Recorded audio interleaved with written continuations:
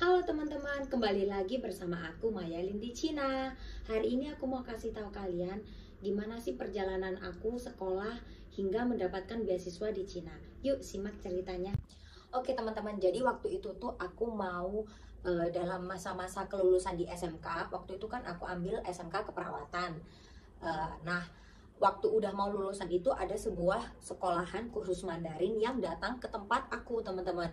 Nah, mereka itu kayak mengenalkan sekolah mereka untuk kami. Kan banyak tuh anak-anak yang udah maksudnya udah mulai daftar-daftar kuliah di universitas ini, universitas ini. Nah, kebetulan teman-teman, universitas aku tuh tempatnya ada di Surabaya. Aku tuh tinggalnya ada di Jawa Timur, Kota Malang. Tuh aku tuh Arema, teman-teman ya. Habis itu tuh Nah, pas waktu itu banyak anak-anak yang pada sibuk ngurus SBMPTN, SNMPTN, apalah itu. Aku sama sekali nggak ngerti apa itu teman-teman, karena aku itu bener-bener dulu tuh mikir gini, aduh gimana ya, aku nih mau kuliah tapi kayak nggak ada biaya buat kuliah gitu. Maksudnya itu dulu ayah aku tuh kan dulu kerjanya di Brunei.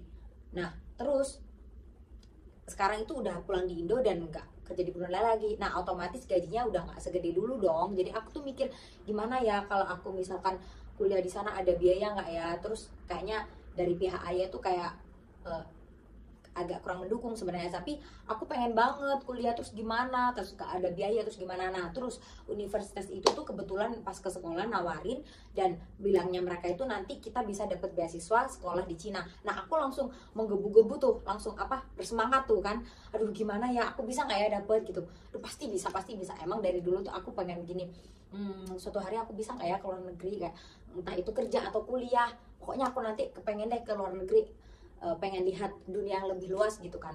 Nah, akhirnya waktu itu aku ambillah brosur waktu mereka lagi presentasi itu. Sama sekali waktu itu nggak ada satu siswa pun yang ambil brosur itu teman-teman. Dan temen di sekitar aku pada bilang gini, emang kamu yakin Mai, kamu sebenarnya nggak takut nanti kalau di luar negeri terus disuruh kerja ternyata malah nggak kuliah atau malah pokoknya dibohongin gitulah. So aku mikir gini, sekarang kalau emang dibohongin ya kan mereka juga nggak mungkin seberani itu mempresentasikan sekolah mereka. Apa mereka nggak takut ditangkap kan gitu kan, mikir aku. Jadi kayaknya enggak deh, bismillah, pokoknya aku coba dulu deh, aku lihat dulu ini universitasnya bener-bener ada atau enggak, terus bener-bener menjanjikan atau enggak. Jadinya waktu itu tuh habis ambil brosur kayak selang beberapa waktu, seminggu atau berapa waktu lupa ya, aku tuh akhirnya nekat sama temen aku naik motor dari Malang itu ke Surabaya buat memastikan sekolah itu teman-teman. Dan aku udah search di Google tuh sekolah ini tuh kayak gimana, tapi di Google bilangnya ada, terus sekolah juga menjanjikan. Jadi aku tuh ingin lebih memastikan, memantapkan. Akhirnya aku pergilah langsung ke tempat itu. Aku tanya ini itu, udah aku mantep, langsung aku sekalian langsung bayar pendaftaran. Udah pendaftaran, setelah pendaftaran aku tuh kalau nggak salah bulan Agustus akhir atau September awal gitu loh masuknya di sana itu. Nah, setelah itu di sana itu ngekos ya kan, sebelum ngekos itu sebulan sebelum sama orang tua aku cari-cari kos-kosan, terus udah nemu, akhirnya aku ngekos lah di sana dan kuliah lah di sana. Aku tuh waktu itu tuh ambil kelas pagi. Dia itu ada 2 kelas teman-teman, ada kelas pagi sama kelas malam. Aku tuh kebagian kelas pagi. Emang aku maunya tuh kelas pagi ya, kalau malam mungkin udah agak capek, udah gimana. Aku tuh di sana kuliah selama hampir 1 tahun. Jadi mereka itu sistemnya gini, 6 bulan itu semester pertama belajar bahasa, khusus bahasa aja, bahasa Mandarinnya. Abis itu kita disuruh milih, nanti kamu misalkan lanjut ke Cina mau ambil di jurusan apa, bidang kesehatan atau perbisnisan. Bisnis tuh banyak teman-teman. Jadi ada perhotelan, perpariwisataan, apalagi ya, bisnis internasional. Pokoknya banyak deh. Terus kalau yang di kesehatan itu bisa jadi ambil dokter, jurusan dokter atau keperawatan. Kalau dokter ya jelas aku pengen ya, tapi biayanya nggak ada. Jadi kalau di dokter itu beasiswa ada, cuman nggak full teman-teman. Jadi setiap tahunnya itu masih harus bayar berapa gitu. Aku juga kurang paham ya, karena aku bukan ambil jurusan kedokteran, aku ambilnya keperawatan. Nah, setelah belajar di sana ya belajar, guru-gurunya baik-baik semua, gurunya sabar-sabar semua, baik-baik, pokoknya bagus lah di sana tuh. Meskipun tempat sekolahnya nggak gede, tapi aku bener-bener terima kasih banget karena sekolahan itu aku bisa kuliah di Cina, teman-teman. Nah, abis itu tuh kita juga pakai nilai sekolah, teman-teman, waktu itu, waktu daftar di sekolah itu, di kursus itu. Setelah itu, setelah belajar ini itu waktu di semester 1 aku bahasanya itu sebenarnya kurang yang bagus banget, karena memang satu lingkungannya kurang mendukung, karena kan masih lingkungan Indonesia, jadi ngomongnya ya tiap hari ngomongnya masih Indonesia, temannya semua orang Indonesia, nggak ada orang Cina asli, maksudnya yang ngomong langsung tiap hari gitu, jadi kayak improve-nya itu kurang. Nah, akhirnya di semester 2 itu kan kita udah milih tuh jurusan apa. Aku ambil keperawatan karena dulu aku kan SMK keperawatan. Nah, aku nerusin keperawatan. Terus di situ kita belajar kosakata bahasa-bahasa medis. Misalkan kalau di keperawatan ya, misalkan stetoskop itu apa, darah itu apa, anatomi fisiologinya itu apa, maksudnya dari mata sampai kaki, dari kepala sampai kaki, itu bahasa-bahasa mandirnya apa, itu kayak ujikan gitu, setiap minggu itu pasti ada ujian-ujian gitu. Udah, terus setelah udah melewati itu semua hampir 1 tahun, guru-guru kita di sana itu bilangnya laoshi ya. Laoshi itu artinya guru. Laoshi artinya itu guru. Nah, akhirnya laoshi kita itu kasih tahu kita kalau kalian udah siap apa belum? Kalau udah siap, yuk kita ujian. Siapa aja yang ujian, yuk daftar gitu. Daftarnya waktu itu berapa ya buat ujian HSK? 300 ya kayaknya. Waktu itu soalnya itu aku ambil ujiannya itu HSK 3, teman-teman, karena menurut aku nggak mungkin aku bisa HSK 4, kayak masih rendah banget gitu, kayak nggak mungkin bisa lulus, soalnya bener-bener sulit banget, teman-teman. Nah, akhirnya aku memberanikan diri untuk ikut HSK 3. Dan waktu itu tuh yang ikut ujian itu sebenarnya dari banyak orang, itu nggak semua anak ikut ujian semua loh, teman-teman. Waktu itu cuman aku, teman aku, beberapa anak, terus kayak pokoknya barengan aku tuh waktu itu bareng-bareng berapa orang ya, pokoknya nggak banyak dari teman-teman aku barengan itu. Terus akhirnya aku nekat buat ujian HSK dan alhamdulillah aku lolos, teman-teman. Cuman nilainya nggak tinggi banget, cuman ya standarnya kan 180 tuh. HSK 3, HSK 4, HSK 5, HSK 6 standarnya semua sama 180, cuman tingkat kesulitannya itu semakin tinggi, teman-teman, ya kan, semakin tinggi. Kayak bahasa Inggris tuh apa sih, TOEFL itu kan. Terus kayak apa lagi tuh bahasa Inggris, aku lupa sertifikat apa aja. Pokoknya kalau bahasa mana itu HSK itu singkatan dari apa sih?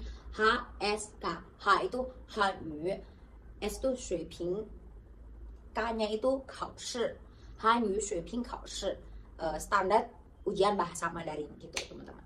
Nah, akhirnya udah lolos HSK 3. HSK itulah yang nanti buat kita daftar kuliah di Cina. Nah, setelah HSK-nya itu, sertifikatnya udah keluar, otomatis sekolahan kita itu juga yang ada di Surabaya itu bantu kita buat apply beasiswa yang ada di Cina. Beasiswa di Cina itu, teman-teman, banyak banget. Tapi kalau sekarang 2002 ini kayaknya masih sulit banget ya ke Cina, karena masih ada COVID ini kan. Tapi kalau di Cina, teman-teman, alhamdulillah udah bersih banget. Cuman kayak di kota-kota besar aja kayak Shanghai, Guangzhou, itu yang mungkin rawan-rawan Qingwai Shuru. Qingwai Shuru itu artinya orang yang dari luar balik ke negara dalam itu gitu. Jadi banyak orang yang keluar masuk negara itu paling banyak kan di kota besar tuh. Nah, itu yang masih rawan dan masih rawan di lockdown. Tapi kalau di kota-kota kayak aku ini, bukan yang besar banget, itu tuh udah sama sekali nggak ada, temen. Alhamdulillah udah bersih banget ya. Karena orang sini nurut-nurut gitu loh, pokoknya kalau dibilangin keluar nggak keluar ya nggak keluar gitu. Nah, teman-teman, aku tuh kuliahnya di Cina itu ambil D3. D3 kan 3 tahun toh. Nah, jadi waktu itu aku kuliah di Cina ambilnya D3 keperawatan. Terus kan mereka tuh bantu kita apply beasiswa ke Cina tuh. Terus nunggu 1 bulan atau berapa lama gitu loh. Terus surat dari Cina itu namanya itu JW202 itu bakal datang. Yaitu adalah surat dimana di situ tertera nama kita kalau kita diterima di universitas Cina tersebut, teman-teman. Nah, universitasnya nanti itu dari pihak sekolah di Surabaya itu mereka bakal kasih kalian pilih gitu. Misalkan ada pilihan ya tinggal milih ya, kalau nggak ada pilihan ya pokoknya di universitas mana itu yang kalian nanti bisa ke sana sekolah beasiswa gitu. Soalnya itu kadang setiap apa namanya tuh sekolah itu kan udah ada kerjasamanya tuh. Nah, jadi itu nggak semua sekolah bisa dimasukin terus nerima siswa Indonesia teman. Nah, surat JW 202 itu nanti teman-teman kita akan bawa ke Cina untuk kita masuk ke universitas itu juga buat pembuatan visa. Jadi nanti visa kita itu teman-teman itu pakai visa pelajar. Nah, terus kita awalnya nanti bakal ngurus paspor. Paspor itu kita ngurus sendiri ya teman-teman. Ngurus paspor, kalau udah ada paspor nanti di kalau surat JW 202-nya udah sampai itu kita akan ngurus visa. Nah, visanya visa pelajar. Kalau udah dapet visa, kita tinggal persiapan buat beli tiket dan lain sebagainya untuk pergi ke Cina untuk belajar ya teman-teman, untuk sekolah. Nah, setelah itu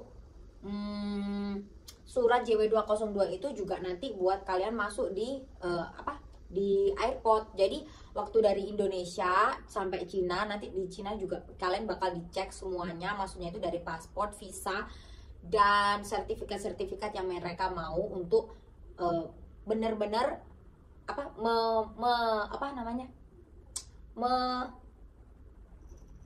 memastikan bahwa kamu itu bener-bener di Cina itu mau sekolah, bukan mau kerja atau mau ngapain ya. Jadi itu tertera di situ. Jadi kalian boleh go deh, boleh itu. Nah, aku waktu itu masih ingat di Bandara Shanghai Pudong. Di sana itu kita dijemput sama sekolahan, dijemput sama guru kita, guru wali kelas anak-anak luar negeri. Jadi yang ngurus, guru ini khusus yang ngurus anak-anak luar negeri dari negara Indo, Laos, Thailand, Vietnam, apalagi tuh dulu. Pokoknya itulah. Nah, waktu itu kita dijemput pakai bisnya sekolah, teman-teman. Waktu itu aku ingat perjalanan jauh banget dari Shanghai Pudong, airport Shanghai Pudong sampai ke sekolah itu butuh kayaknya tuh berapa jam ya? 4 jam kalau nggak salah, 4 jam lebih gitu kalau nggak salah. Bulan Oktober 2016 aku ingat banget dimana aku pertama kali menginjakkan kaki aku di Cina, di negara ini. Dan kesan pertamanya adalah, wah, negara ini bersih banget, gede, terus maju, apa-apa ada. Terus maksudnya kayak di jalan-jalan itu CCTV banyak, terus kayak di tempat yang gelap-gelap gitu, kayak maksudnya aku udah malam gitu ya, di mana-mana itu ada lampu, ada CCTV, kayak memberikan aku tuh kesan kayak ada sedikit kenyamanan gitu loh di sini, kayak nggak takut kalau misalkan itu kayak nggak di Indo gitu loh. Kalau di Indo kan malam-malam keluar kan juga masih takut rawan-rawan nanti ada dibegal, ada di apa gitu kan, terus nggak ada CCTV, nggak ada bukti kan, jadi kayak takut gitu. Kalau di sini itu di setiap kota kecil atau besar itu pasti ada kayak polisi pengaman gitu di jalan 24 jam tuh pasti ada teman-teman. Waktu itu inget banget, jadi pertama kali kita masuk ke gerbang sekolah itu disambut banyak banget siswa-siswa yang habis udah pulang sekolah, udah kelar gitu ya kelasnya. Banyak banget anak-anak sekolah siswa Cina liatin kita, soalnya kan nggak biasa tuh lihat anak-anak yang mungkin kulitnya lebih gelap daripada mereka, terus pakai kerudung. Soalnya kan di sini orang muslim kan minim teman-teman, ada di sini suku muslim namanya Huizu. Di sini tuh suku muslim ada cuman dikit. Jadi kayak mereka lihat kayak banyak banget anak-anak pakai kerudung, kayak wow, ini apa gitu, maksudnya itu kan beda dari mereka gitu kan. Nah, waktu itu kita turun, awal ngerasa itu aku kayak wah, ini udaranya agak dingin ya, agak sejuk gitu ya. Soalnya waktu itu tuh kita kesana itu di waktu musim gugur teman-teman. Jadi musim gugur itu dari musim panas ke musim dingin. Di tengah-tengahnya itu ada musim gugur. Jadi dimana kalian lihat di TV-TV itu kayak pohon-pohon daunnya jadi warna kuning, terus berjatuhan. Nah, itu musim gugur teman-teman. Jadi waktu itu tuh musimnya lagi musim yang paling enak banget sih menurut aku, menurut semua orang ya kayak gitu ya. Jadi di musim itu tuh nggak panas, nggak dingin, cuman agak menuju ke dingin-dinginan gitu teman-teman. Jadi soalnya kan udah mau OTW ke winter tuh, jadi agak dingin. Nah, waktu itu kita juga nggak tahu pakai baju seperti apa, karena kita di Indo nggak ada musim dingin, kita musim panas, musim hujan, musim kemarau itu ya kalau nggak salah ya. Itu inget banget kita disambut baik banget sama guru-guru semuanya, terus sama Ai atau bibi di sekolahan, di asrama kita itu teman-teman. Nah, nama universitas aku di Cina itu adalah Jiangsu Yiyao Zhiye Xueyuan. Konkret, nama universitas aku itu adalah Jiangsu Yiyao Zhiye Xueyuan, Jiangsu Vocational College of Medicine, yang ada di provinsi Jiangsu di kota Yancheng. Setelah kita sampai sekolah teman-teman, 1 bulan kemudian apa musim itu udah mulai dingin teman-teman. Jadi itu kita nggak ada prepare kayak yurongfu, kita bilangnya di sini tuh yurongfu. Yurongfu itu baju yang tebel, kalau kalian lihat di film-film tuh bajunya tebel banget, jaket tebel yang di dalamnya itu kayak apa namanya tuh, bulu-bulu angsa atau pokoknya terbuat dari itulah. Jadi bikin badan kita anget banget teman-teman. Kita waktu itu nggak kepikiran, nggak tahu harus beli ini itu, tapi guru kita kan udah bilang tuh kalian harus beli ini itu. Tapi kan ada juga sebagian dari siswa-siswa kita itu yang sangat-sangat mungkin dari keluarga yang tidak mampu gitu teman-teman ya. Jadi beli yurongfu itu mungkin bisa beli, cuman nggak bisa beli yang apa baju di dalamnya kayak apa namanya tuh, kayak sweater ya, bukan apa sih namanya, maui itu apa sih namanya, pokoknya baju yang buat di dalam itu loh teman-teman, yang biasanya agak tinggi segini kalau kalian lihat drama Korea itu. Jadi mungkin nggak bisa beli terlalu banyak ya, jadi beli secukupnya gitu teman-teman. Sedangkan pasti harus ganti-ganti toh, masa baju itu terus gitu kan. Jadi waktu itu tuh teman-teman, guru-guru kita itu sangat baik sekali. Jadi mereka itu menyumbangkan baju mereka yang sudah tidak dipakai untuk kita semua teman-teman, yang udah mungkin udah kekecilan, atau ada juga loh yang masih baru, terus kayak jaket-jaket tebel gitu. Nah waktu itu kebetulan aku pertama kali di sana itu aku jadi ketua foreign anak yang jurusan keperawatan. Jadi waktu itu aku dipanggil sama laus aku ke kantor, terus suruh bagiin baju-baju ini ke teman-teman yang lain.